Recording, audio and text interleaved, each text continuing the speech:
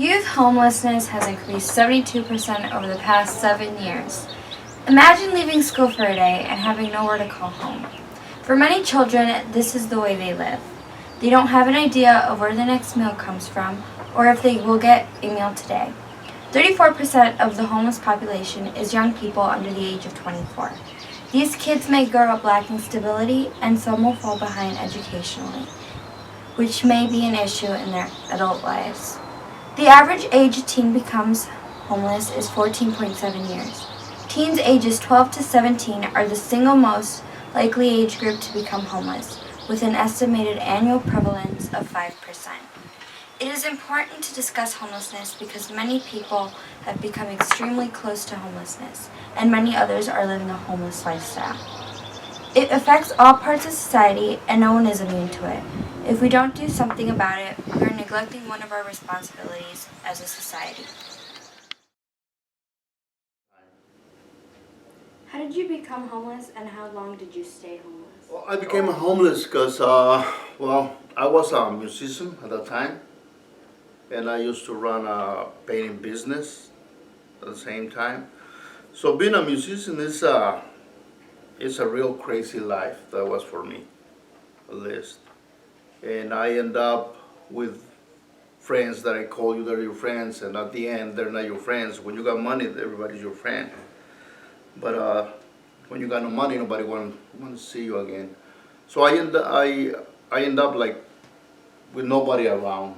So that was very hard because when I get at the point that I don't have a place to live, I don't have nothing around. So everybody's like, we don't know you and stuff like that. And I was, asking. When I end up with no money, I was asking, my friends and relatives that if I can rent a room or something, and nobody helped me out. And, I became a homeless for about a year. So all that time I was struggling with no money, no food, and I end up selling like all my equipment, my painting equipment, my guitars, for example, all my tools, my speakers and stuff like that I had in the storage. I end up selling all that for food. As we all know, there are many hardships that homeless people have to face. These problems have become an even greater issue for homeless teenagers today. Young homeless teens are more at risk for multiple types of abuse, including sexual abuse. They face sexual exploitation, mental health illnesses, and death as well. 5,000 of these young people die each year, mostly from assault, illness and disease, and suicide. 75% of these teens have dropped out of school or will drop out because they lack the proper skills and records necessary for enrollment. 46% report being physically abused, and 38% also report emotional trauma that has led into mental disorders. 17% of all these young homeless teens have been forced into sexual activities just for a place to sleep at night. Also, adolescents who engage in these activities are more at risk to remain homeless and resist change. Nearly 2 million kids will be without a safe home, trying to survive on the hostile and dangerous streets alone. They have no family and no hope. Granger, a homeless teen who received help from a shelter, was one of them. He suffered deep emotional trauma from being homeless and from childhood abuse that he needed help to overcome. Slowly, Granger began to trust the people who were helping him. Granger told him that he wanted to change his life and did not want to live on the streets anymore. Another example was Marcy, who had already endured years of abuse and had tried to escape it by going to the streets, where more violence waited for her. Marcy needed support, she needed a chance to make it. She needed a chance to have a better life, and she wanted help to get that chance. Another example is Brandon. Even though Brandon was only 14, he couldn't stand living with his stepdad, so he thought it better to run away. Unfortunately, many kids do what Brandon did. They believe it is better to live on the streets than to experience constant abuse. 75% of homeless runaways have and will drop out of school. All students need the stability of a peaceful home environment where they can study and develop as young people engaged with the community and the world at large.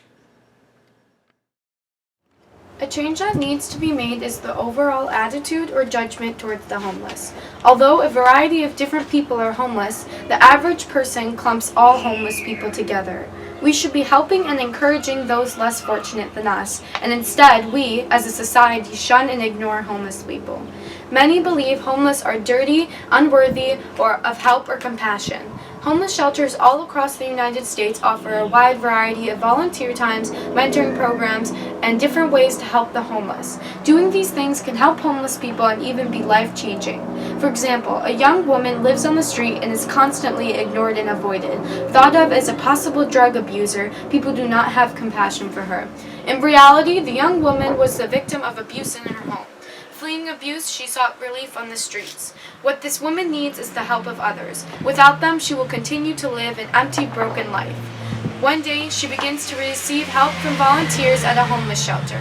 She is able to get basic necessities such as shelter, food, and safety.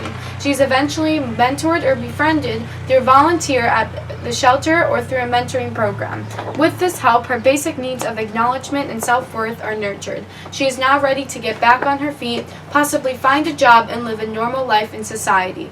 Although this is not the story of a real person, many others have real stories similar to this example. One person who fits this criteria is Robert. Robert was a young man who lived in foster care homes from the ages of 7 to 18. After turning 18, he was kicked out of his home and told that his foster family only kept him until they no longer received money for foster care services. Robert, now homeless and unequipped with skills to help himself, was helped by an organization's street work staff. We placed Robert in our emergency shelter where he received a bed, food, clothes, and safety. He wanted to attend college, and so we helped him with his college application. Today, Robert is working with a social service agency where he provides support to homebound people living with AIDS. Receiving the physical and emotional help he needed, Robert was able to live a successful life and come out of homelessness. By volunteering at shelters like the one Robert was helped by, or donating money to these shelters, you can help the homeless recover emotionally and physically. You can improve their quality of life and give them a second chance for success. A donation or volunteer time may not seem like the biggest thing in the world to you, but to the homeless, it is a whole new world in a completely different light. We have come dangerously close to accepting the homeless situation as a problem that we just can't solve. Linda Lingle. Countless teens face the harsh reality every day that they are homeless, with no family to greet them, to sustain them, or to love them.